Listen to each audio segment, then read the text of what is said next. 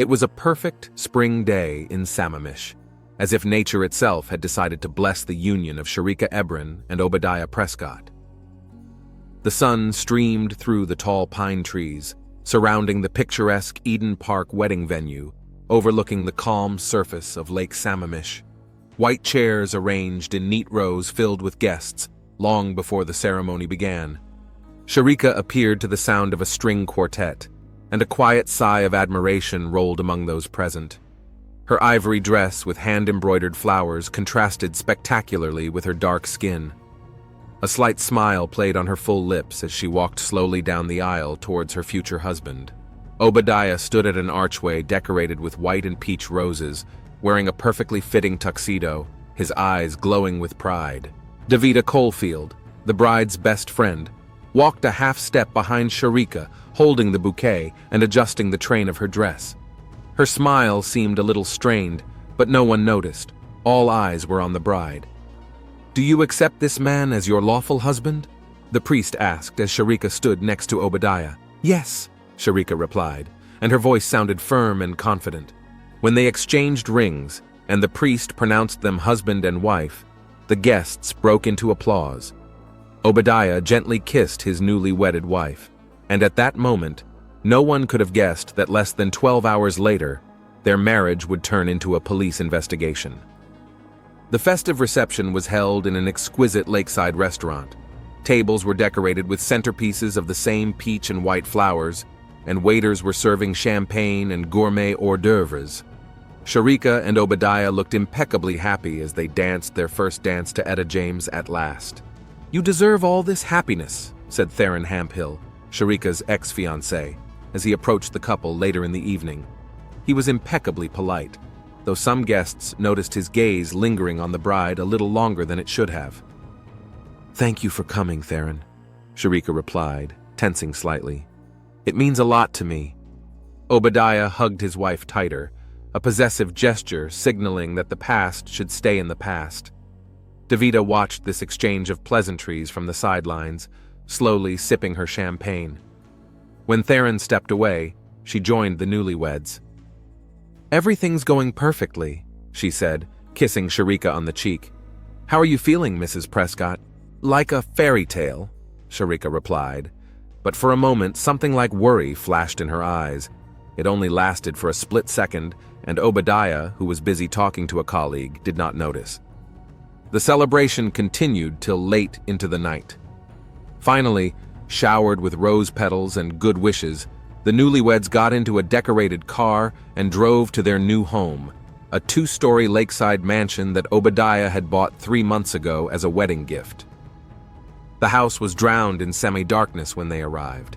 Obadiah gallantly took Sharika out of the car and carried her across the threshold as tradition demanded.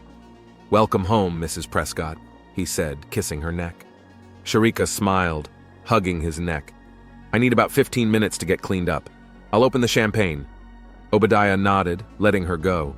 Once upstairs in the bedroom, Sharika locked the door and stood motionless with her back against it for a few moments. Her smile disappeared and her gaze became focused and cold. She quickly removed her wedding dress, hanging it carefully in the closet, and put on a silk robe. From her purse, she took out a small vial, and with a deep sigh, she left the room. Obadiah was waiting for her in the living room, with 2 glasses of champagne. When he saw his wife in the translucent robe, he whistled delightedly. "To us," he said, holding out a glass to her. "To new beginnings," Sharika replied, clinking her glass with his. They drank, and Sharika set her glass on the table, moving closer to her husband. Her hands slid down his chest, undoing the buttons of his shirt. "I have a surprise for you," she whispered. "I'm all ears." Obadiah smiled, pulling her to him. The last thing he remembered was them walking up the stairs to the bedroom and a strange heaviness spilling over his body. The sunlight streaming through the light curtains woke Obadiah. His head was splitting and his mouth felt unpleasantly dry. He opened his eyes with difficulty, not immediately realizing where he was. Slowly, memories of yesterday began to return. The wedding, the celebration, their first night in their new home. He turned, expecting to see his new wife beside him, but the other half of the bed was empty and cold, as if no one had slept on it. Obadiah sat up, rubbing his temples. "Sharika?" he called out. There was no response. As he got out of bed, he found he was still wearing the pants and shirt from his wedding suit, only the tie and jacket had been removed. It seemed odd, but he put it down to fatigue and the champagne he'd drunk the night before. "Sharika!" he called again, coming out of the bedroom. "Where are you?" The house remained silent. Obadiah checked the bathroom, the guest bedrooms, went down to the first floor. There was no sign of his wife. Returning to the bedroom, he noticed that the closet doors were ajar. Looking inside, Obadiah felt a chill run down his spine. Several of Sharika's belongings were missing, including the suitcase they were going to take on their wedding trip in 2 days. Panic began to rise from within. He grabbed his phone and dialed Sharika's number. After a few beeps, the voicemail came on. Obadiah dropped the call and immediately dialed again. The result was the same. He checked all the rooms again, more carefully. Sharika's makeup bag was not in the bathroom. Her earrings, which she had removed last night, were missing from the bedside table. In the living room, there were 2 glasses of leftover champagne on the coffee table, one with a lipstick imprint on the rim. "What's going on?" Obadiah muttered, feeling a growing unease. He looked out the window. The car was in the driveway, exactly where they had left it yesterday. That reassured him a little. Perhaps Sharika had just gone for a walk or run to the store with one of her friends. Obadiah decided to check the car, just to make sure everything was okay. Putting on his house slippers, he walked out the front door and headed towards the car. As he got closer, he noticed something odd. The trunk was slightly ajar. Maybe they hadn't closed it all the way yesterday when they took out the wedding presents. He walked to the back of the car and pulled the trunk lid up. The next moment, a hard blow to the back of his head plunged the world into darkness. At 10 o'clock in the morning, the driveway in front of the Prescott's house was filled with cars of guests invited to the post-wedding brunch. Davita Coalfield was one of the first to arrive, carrying a basket of freshly baked goods. "Something's wrong," she said, standing in front of the locked front door after several unsuccessful attempts to ring the bell and knock. "They were supposed to be ready for us when we arrived." Theron Hamphill, standing next to a bottle of expensive champagne, shrugged. "Maybe they're just busy? First morning of marriage and all that." "The car is here," Sharika's mother remarked, pointing to the car. "But why is the trunk open?" Several guests approached the car to check. A cry of horror broke the morning silence when they found Obadiah curled up in the trunk, with a bruise on the back of his head and traces of blood on his shirt collar. 20 minutes later, the quiet suburb of Sammamish was filled with the sound of police sirens.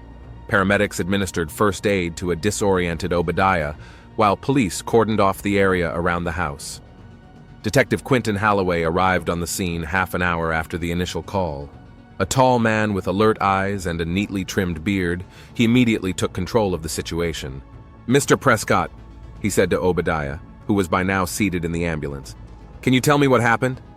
Obadiah looked lost. His eyes were red and he had a look of shock and disbelief on his face. "I don't know," he said in a hoarse voice. "I woke up and Sharika wasn't there. I looked all over the house for her, then I went out to check the car, and I don't remember anything else." "Do you remember being in the trunk?" "No." Obadiah shook his head and grimaced in pain. "The last thing I remember is walking to the car, seeing the trunk ajar and reaching in to open it fully." Detective Halloway nodded, making notes in his notebook. "And what can you tell us about last night? Was there anything out of the ordinary? Did your wife seem troubled or acted strangely?" Obadiah thought for a moment. "No, everything was perfect.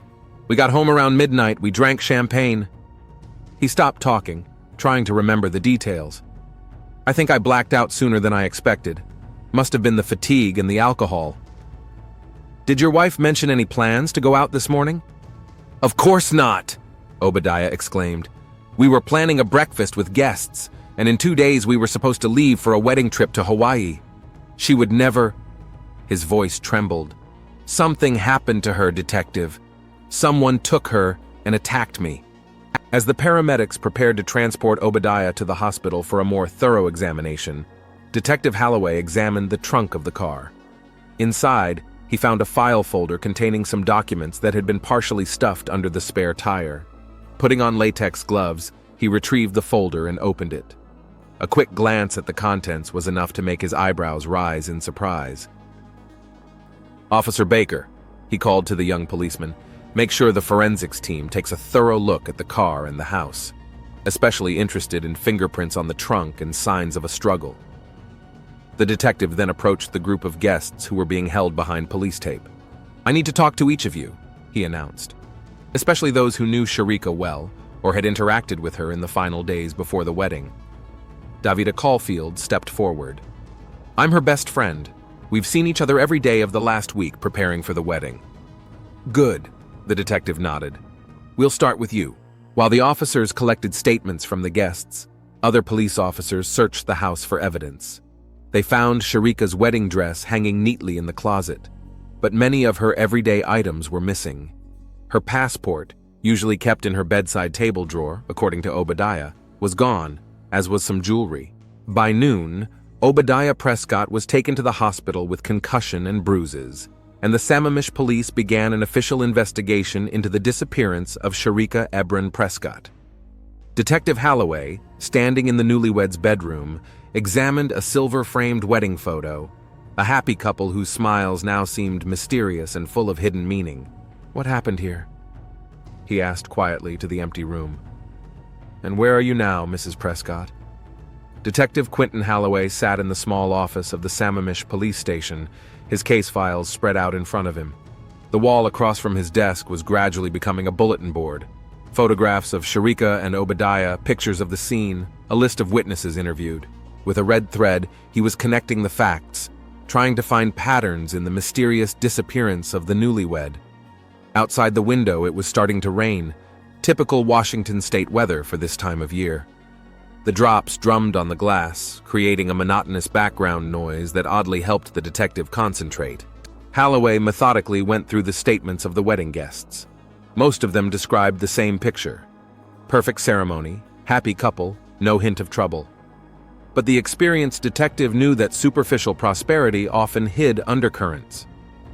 He was particularly interested in the testimony of three people: Davida Caulfield, Sharika's best friend, Theron Hamphill, the bride's former fiancé, and Obadiah Prescott himself, who was still in the hospital but was conscious enough for a full interrogation. Holloway's attention was drawn to a statement by one of the guests, Sharika's cousin, who mentioned a fleeting, tense conversation between the bride and Davida during the reception. According to him, the girlfriends had stepped aside, and although he hadn't heard the content of the conversation, it seemed to him that Davida was agitated, and Sharika was determined. The detective rubbed his chin, making a note in his notebook. He was going to talk to Davida Caulfield again, but this time more thoroughly. He dialed Davida's number and made an appointment for 2 o'clock this afternoon at the station. He then called the hospital to inquire about Obadiah's condition and arranged a visit later that afternoon. At exactly 2 o'clock, Davida Caulfield entered the interview room. She was dressed in a strict ivory pantsuit. Her hair was gathered into a neat bundle. Outwardly, she looked collected, but the detective noticed her nervously rubbing the strap of her wristwatch. "Thank you for coming in, Miss Caulfield," Holloway began after the formalities. "I need to clarify some details of your first statement." "Of course, Detective," Davida nodded. "I want to help find Sharika. You mentioned that you were with her every day for a week before the wedding.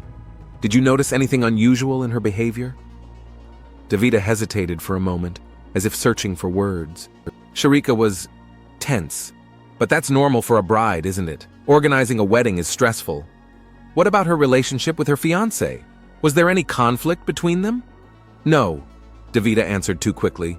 "They were the perfect couple." Holloway noted this haste. He slowly turned a page in his notebook. "One of the guests mentioned that he saw your conversation with Sharika during the reception. According to him, the conversation seemed tense." Davida flinched, but quickly pulled herself together. "We were talking about the wedding trip. I was just worried that Sharika had forgotten to pack some important things." "What kind of things?" "Allergy medicine. She's allergic to some tropical fruits, and they were going to Hawaii." The answer sounded rote, and the detective sensed it. He decided to come at it from a different angle. Miss Caulfield, where were you between midnight and 6 in the morning after the wedding? Davita's eyes widened. Yeah, I was at home. Alone. I live alone. Can anyone confirm that? Neighbors? Maybe you ordered food delivery or a cab? No. She shook her head. I just came home and went to bed. I was really tired after the wedding. I understand. Holloway nodded. One more question. How would you describe Sharika's relationship with her ex-fiancé, Theron Hamphill? This time, Davita couldn't hide her discomfort. She fidgeted in her chair and looked away. They were on friendly terms. Theron had always been very attached to Sharika, even after their breakup. How attached? He kept calling her, sometimes showing up wherever she was. Nothing scary, it's just he couldn't let her go. And how did Obadiah feel about that? He tried not to show that it bothered him, but I know he didn't like Theron being at the wedding. Holloway made a note. Perhaps Theron Hamphill deserved a closer look. After Davita left, the detective went to the hospital. Obadiah Prescott looked better than he had the day before, although the bruise on the back of his head had taken on an impressive size and hue. How are you feeling, Mr. Prescott? Holloway asked, sitting down in the chair by the bed. Like a man who lost his wife on his wedding night. Obadiah grinned bitterly. Have you found any leads? We are working on it, the detective replied evasively. I need to ask you some questions about the financial documents found in the trunk of your car. Obadiah's face changed, becoming more tense. What documents? There was a folder with bank statements, copies of loan applications, and some other financial papers. I don't know what you are talking about. Obadiah straightened up on the bed. There were no documents in my car. Mr. Prescott, the folder was found in the trunk where you were discovered. The paperwork points to, shall we say, some irregular financial transactions through your company. Obadiah turned pale, but continued to deny. It's some kind of mistake, or a setup. Someone planted these documents. Who could have done it and why? I don't know. Maybe the same person who attacked me and kidnapped Sharika. Holloway decided to change tactics. What can you tell me about Theron Hamphill? Obadiah's face contorted with anger. That stalker. He could never accept that Sharika chose me, constantly calling her, accidentally meeting her in common places. I didn't want to invite him to the wedding, but Sharika insisted, said she didn't want to create tension with her friends. Do you think he might have had something to do with your wife's disappearance? I don't know, but he's definitely worth checking out. After speaking to Obadiah, Detective Holloway organized a second, more thorough search of the Prescott's home.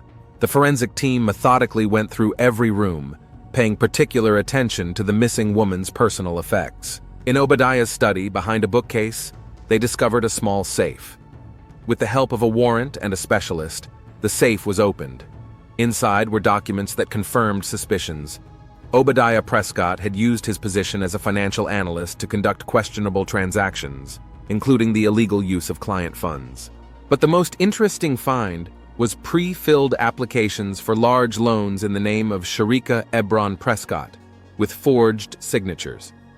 The documents were dated a future date, a week after the couple was scheduled to return from a wedding trip. This discovery forced the detective to look at the case from a new angle. Perhaps Sharika discovered her husband's machinations and escaped by staging a kidnapping. But why lock Obadiah in the trunk of his own car? Sharika's phone found in the bedroom was unlocked with the help of technicians. The message history revealed correspondence with an unknown number that started a week before the wedding. The messages were brief and cryptic. Are you sure you want to do this? There's no other option. It's too late to cancel everything. Be careful. If he suspects anything, he won't. He's too confident. The last message was sent on the day of the wedding. Everything is ready. Midnight. Holloway tried to trace the unknown number, but it turned out to be registered to a prepaid SIM card purchased with cash 2 weeks ago from a cell phone store in a nearby town. The detective decided to check Theron Hamphill's alibi. Sharika's ex-fiancé lived in a stylish apartment in a modern apartment complex on the other side of the lake. When Holloway arrived at his place, Theron looked genuinely concerned. I can't believe Sharika's missing, he said as he let the detective in. This is some kind of nightmare. Mr. Hamphill, where were you the night after the wedding between midnight and 6 in the morning? Theron faltered. I was at home. Can anyone confirm that? No, I was alone. Look, detective, I know how this looks. Yes, I still love Sharika. Yes, it hurt me to see her marry someone else. But I would never hurt her. What about Obadiah? Could you have harmed him? Theron looked away. I did not touch him. Though I'll admit I wanted to punch him a couple times, especially when I saw the way he treated Sharika. What do you mean? Nothing in particular. It's just, he's always been controlling her. Where she went, who she was seeing, even her finances, everything had to go through him. It fit with the picture the detective was gradually forming. Obadiah Prescott is a controlling husband with questionable financial dealings who could use marriage to cover his machinations. But Theron's lack of an alibi for the night of the disappearance made him the prime suspect, especially given his confession of feelings for Sharika. Back at the station, Holloway was stopped by a young officer. Detective, you got a call while you were out. Anonymous source said he saw Sharika Ebron Prescott at SeaTac Airport around 4 a.m. yesterday. Did he leave a contact? No, sir. Called from a public phone at the mall. We're trying to get surveillance footage. Holloway immediately sent a request to check airport security footage. If Sharika really was there, that could explain her disappearance. But why had she escaped in such a dramatic way, leaving her husband locked in the trunk? By evening, the answer came from the airport. There was indeed a woman who looked like Sharika on the tapes. She had checked in for a flight to Los Angeles, departing at 5:30 in the morning, using a passport in the name of Sharika Ebron, her maiden name. At the Los Angeles airport, the trail broke off. This information completely changed the direction of the investigation. The disappearance now looked like a carefully planned escape, not a kidnapping, but that raised new questions. Why did Sharika run away? What did she know about her husband's business, and who was helping her? The detective returned to Sharika's phone, once again going through all the messages and calls from the last month. Davita's name often flashed among the contacts, but all the conversations were the usual girlfriends discussing the wedding. Nothing suspicious. Then, he noticed an oddity. 2 weeks before the wedding, Sharika had called the bank where Obadiah worked several times, but she wasn't calling the main number, she was calling the internal line of the audit department. Holloway rubbed his temples, feeling the disparate pieces of the puzzle begin to fit together. He dialed the hospital to find out when Obadiah would be discharged. He was going to have a serious conversation with his new husband. But instead, he found out that Obadiah Prescott had left the hospital against the advice of the doctors only an hour ago. This did not bode well. The detective immediately dispatched patrol officers to the Prescott's home, but Obadiah was not there. His cell phone was turned off, no credit cards were used. A citywide manhunt was launched. At 11 p.m., just as Holloway was about to go home, Davita Caulfield called the station. "Detective." Her voice sounded frightened. "Obadiah is here. He came to my house. He looks very aggressive. Says he knows I helped Sharika escape. I locked myself in the bathroom, but I'm afraid he'll break the door down. Stay on the line," Holloway said, signaling the duty officer to send patrol officers to Davita's address. "We're on our way. Is he armed?" "I didn't see a weapon, but he's not himself. He's screaming that he's being set up, that me and Sharika ruined his life." The detective heard a rattling in the phone. Looks like Obadiah really tried to break down the door. "Tell him the police are on their way. That might stop him." "I'll try," Davita whispered.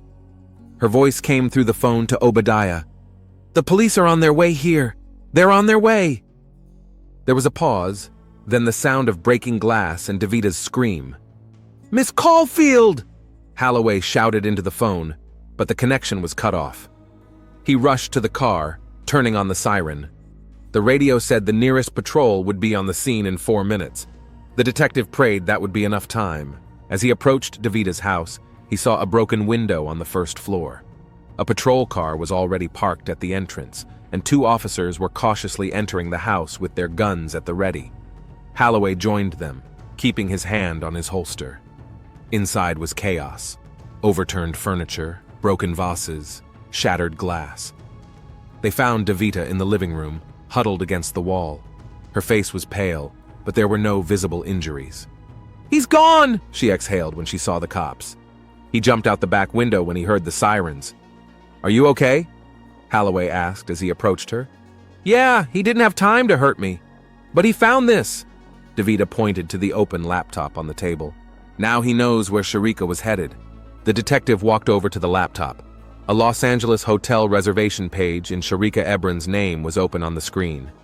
He said he was going after her, Davita added in a shaky voice, and that she wouldn't run away this time. The morning was overcast.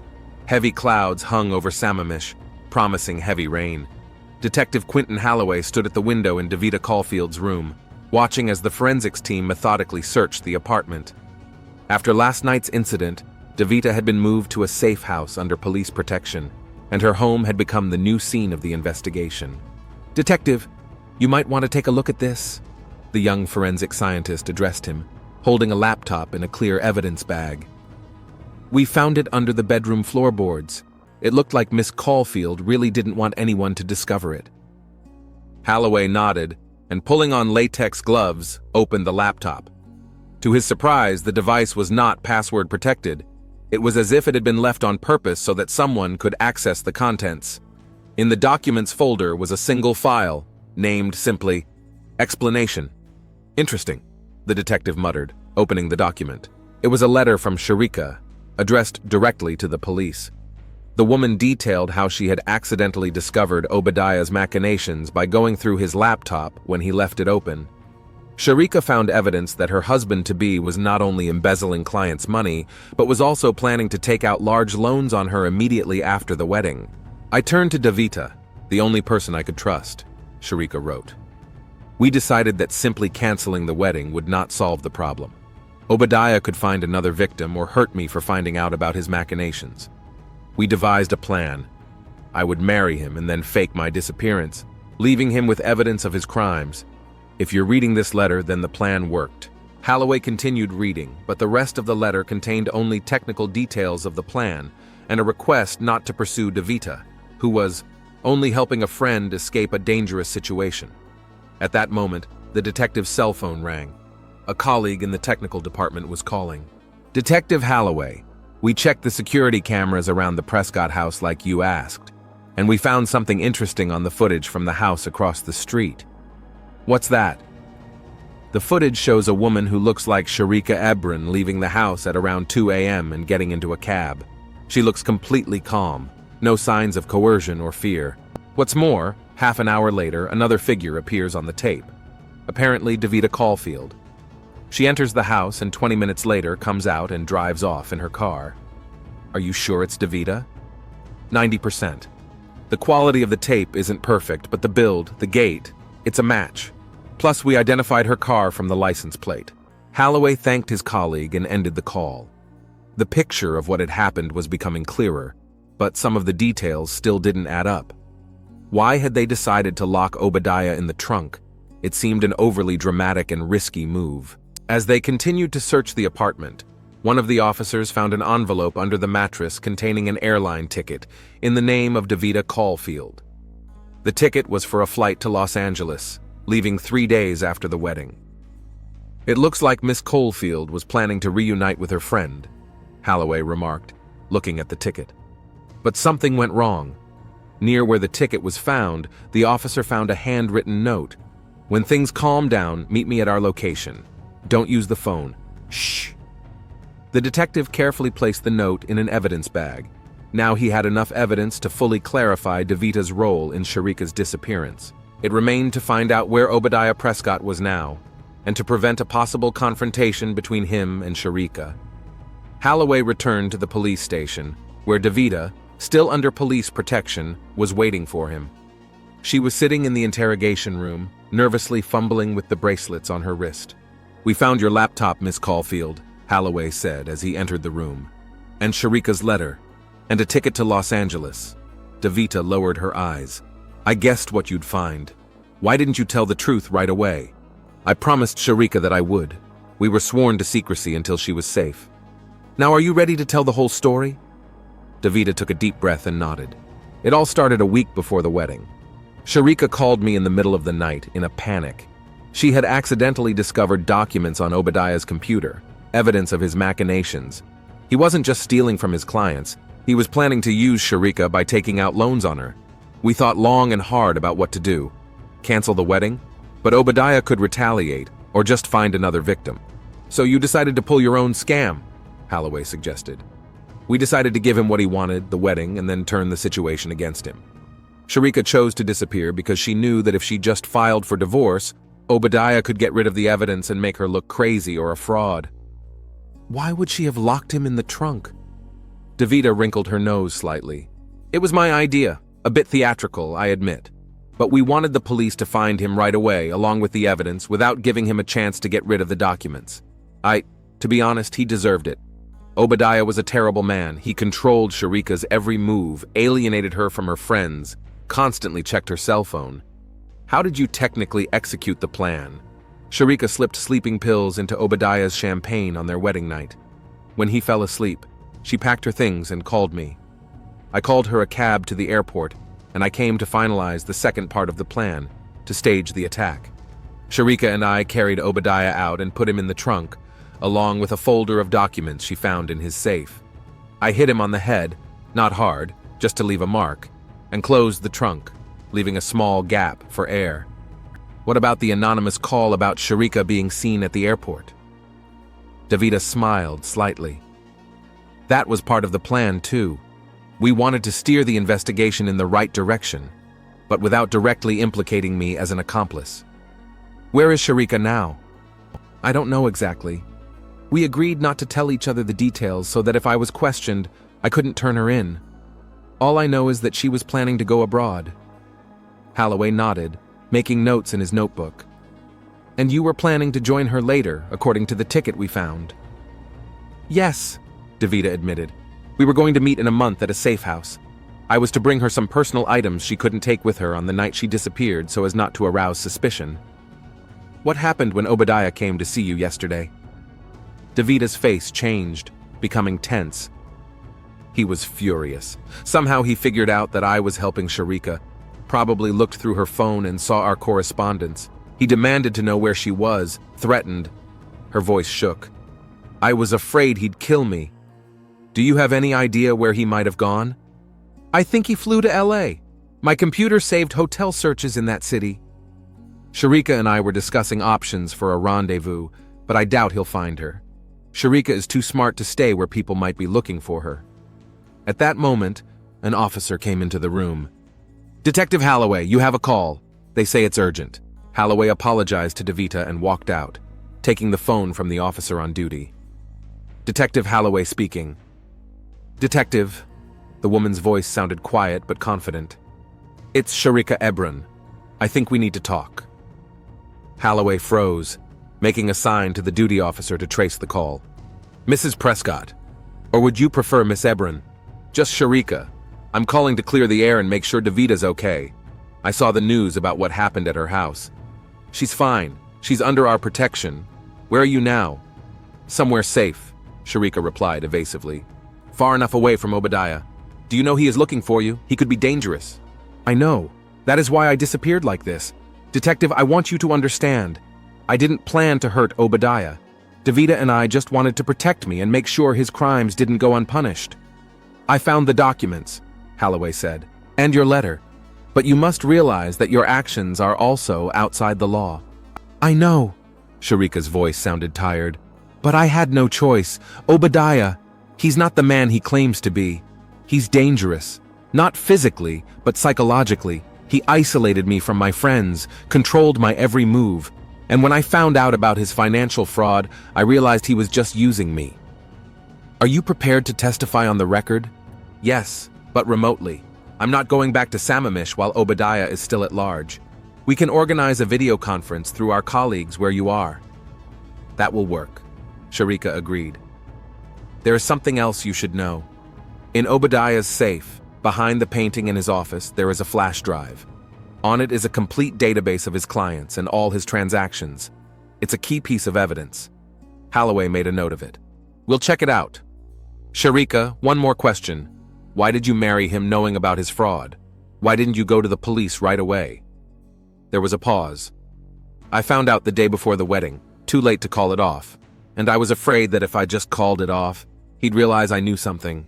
I was afraid of his reaction. Plus, without the marriage, I wouldn't have access to the safe and the documents, the main evidence. I understand, Holloway nodded, though Sharika couldn't see him. Stay in touch through this number, and be careful. Obadiah may be closer than you think. I'll be careful, Sharika assured him. And Detective, thank you for believing me. After the call ended, Holloway learned that the call was made from Cancun, Mexico. He immediately contacted the local police, requesting protection for Sharika and surveillance of airports and hotels in case Obadiah showed up there. The detective then organized a second search of the Prescott home, focusing on Obadiah's office. Behind the painting, just as Sharika had said, a small safe was discovered. With the help of a technician, the safe was opened, and inside, among the wads of cash and several passports in different names, a flash drive was found.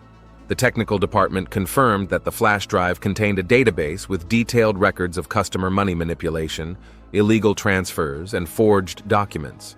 This was more than enough to issue an arrest warrant for Obadiah Prescott. By late afternoon, news came from Los Angeles. Obadiah had been detained at the airport while trying to buy a ticket to Cancun. He was found to have a forged passport and a large sum of cash on him. 2 days later, Obadiah Prescott was extradited back to Washington State and went on trial on charges of financial fraud, forgery, and assault against Davida Caulfield. Sharika testified via video link, detailing her husband's fraud schemes and the reasons for his disappearance. Davida Caulfield was charged with accessory after the fact, but given the circumstances of the case and her cooperation with the investigation, the court gave her a minimal sentence of community service and probation. A month after all these events, on a clear, sunny day, Sharika Ebron was sitting on the veranda of a small bungalow on the Caribbean coast. In front of her was a laptop computer with a news report displayed on the screen. Financial analyst Obadiah Prescott sentenced to 8 years in prison for a series of financial crimes. Sharika closed the laptop and shifted her gaze to the calm surface of the ocean. Behind her was a story that could have broken her life, but instead led to a new beginning. She pulled a small book out of her bag, the journal she had started keeping since her disappearance, and opened to a blank page. "Today is the first day of my real life," she wrote. "The day the past stopped determining my future." Thousands of miles away from her, in a Sammamish courtroom, Obadiah Prescott listened to the verdict, his face impassive. But there was a mixture of anger and disbelief in his eyes. He couldn't believe to the last that the woman he thought he had complete control over was smarter and more powerful than he'd realized. Detective Quentin Holloway watched the proceedings from the back rows of the courtroom. The case was over, justice had been served, and while Sharika and Davida's methods were far from ideal, he couldn't help but feel a certain satisfaction that the two women had been able to outplay the man who planned to use them. When the session ended, Holloway walked out of the courthouse into the bright sunlight. His phone rang. A new case demanded attention. Life went on, taking the story of the missing bride and her husband, locked in the trunk, into the archives of police reports and the memories of those involved in this unusual story.